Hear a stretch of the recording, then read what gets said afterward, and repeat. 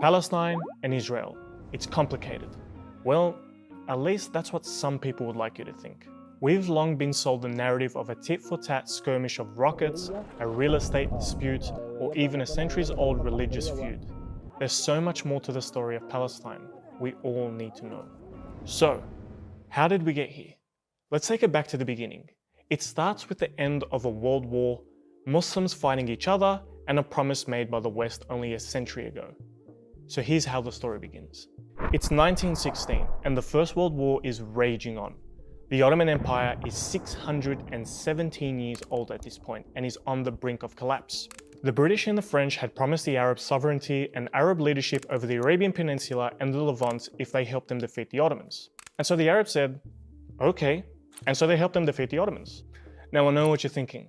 What's this got to do with Palestine and the creation of Israel? Just trust me, we'll get there. Okay, so when the British and the French won, the Arabs wanted the land that was promised to them. But little did they know, the British and the French had this little top secret meeting.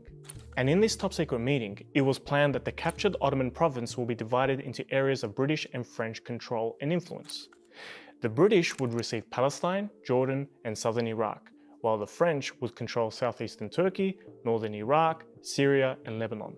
This was called the Sykes-Picot Agreement. But then the Arabs found out about this agreement and they were shocked. They had been bamboozled and tricked.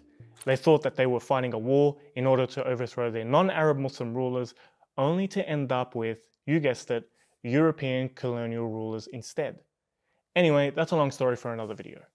Now that the British occupy Palestine, something unusual is happening back in Europe. You see, the Zionist movement had been growing increasingly influential and lobbied hard to support the mass migration of Jews to Palestine and recognize a Jewish claim to the Palestinian land. And in 1917, Britain out of nowhere publicly declared its intentions of establishing a national home for the Jewish people in Palestine. So the British just gifted Palestine,